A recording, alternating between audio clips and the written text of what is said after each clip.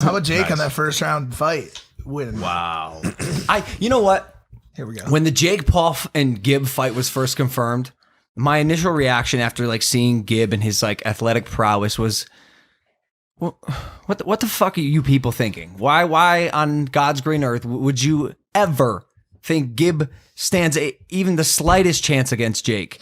And then I saw Gib training and how hard he was working, and his friends were gassing him up, and even KSI's like, there's no way Jake's gonna win. And so I was like, well, maybe he has a chance. Yeah, I know. And then when he won, I got shot back into the past. Like, whose fucking dumb idea was this? This not even on the same level. Yeah. It was interesting because Deji obviously put up a better fight. Yeah. Right? And everybody was like, oh my God, he's going to kill him. Right? There's no chance. But he put up a much better fight. The Olin Tunjis, KSI and his brother, they got something. They got something. They got a heart. They do have athletic but you got to say, like, Gib had heart. You can't say that he doesn't have heart. It just...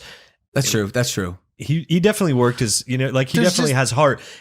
I don't understand the whole bouncing thing. Like, why was he doing that? I think he was. If he would have standed straight up, I think he would have gotten hit less. It's not his style. No, hold on a second. That's a style choice. I've never seen him bounce. I've watched the other fights that he's been in. He's never bounced like that. You did not watch the other fights. That is his style. Really? But yes. Of squatting? Yes. That low? Yes, just a weird, unorthodox, like power forward. I think as you continue to watch these fights, these DAZN or like these celebrity or influencer battles go down, we're going to continue to see these massive variances between what we think and what we expect to happen and what actually happens. Like, here's what we know about each fighter going into the ring.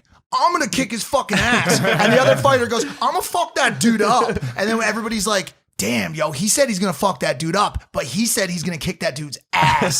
So I think he's going to kick that dude's ass. Then they get in the ring and you're like, wow, I wasn't expecting that. Yeah. I mean, because no one knows shit. They're all just... We all got massive mouths. We're showing that we like performing. And no past. No resume. No. It's just like, yo, I'm going to kick that dude's ass. People are like... And then Vegas is like, the odds are -20, 220 based on the ass kicking comment. Like, it's all such a shit show at this point. Unfortunately, we haven't seen it, or at least I think we saw it, but it wasn't called, and it didn't happen like that beautiful knockout. Like, I have to say, yours was, not bias.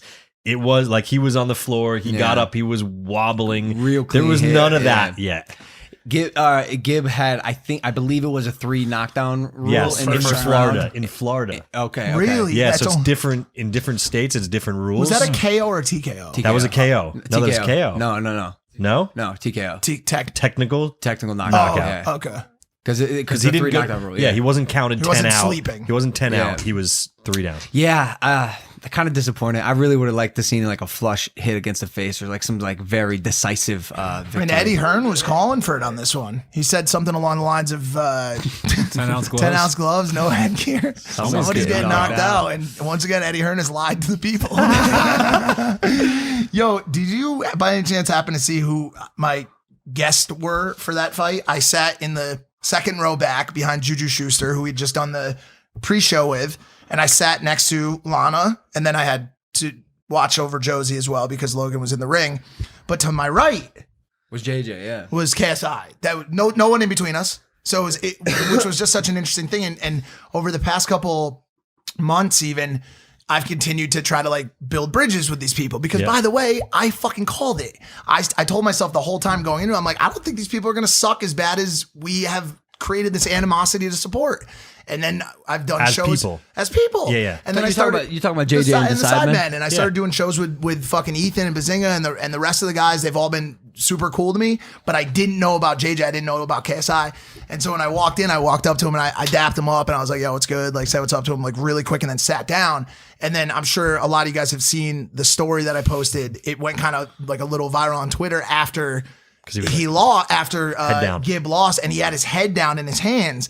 And I don't know if anybody got this on video. I haven't seen it yet, but I walked up to him after, and I like right after when he had his head down, and I tapped him, and he looks up like this. He goes, like he didn't know what the fuck to do, and I go, hey man, I've been in your exact place before, but much worse. I go, it's going to be just fine. Trust me. You know what I'm saying? He was like, all right, thanks, man. And I just walked away with my beautiful point. What do you mean by that? I mean, I watched my best friend lose, you know, and then he's watching his really good friend I don't think that was what was going through his mind. I think it was like, fuck, I have to fight Jake now.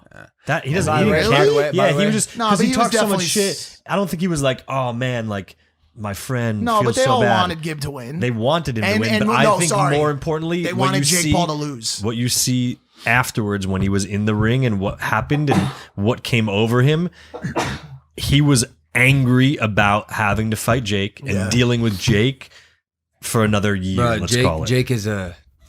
Jake is a nuisance, bro. Like I'm telling you, you don't want to be the guy across from him, whether it's on a stage, whether it's in the ring, online. He's just like, man, he can get under your skin, and I think he's gonna win the fight. I might be biased because my last name is Paul, but like I've always said, Jake is a much more technical boxer than I am. I think if I did MMA, I'd be so strong.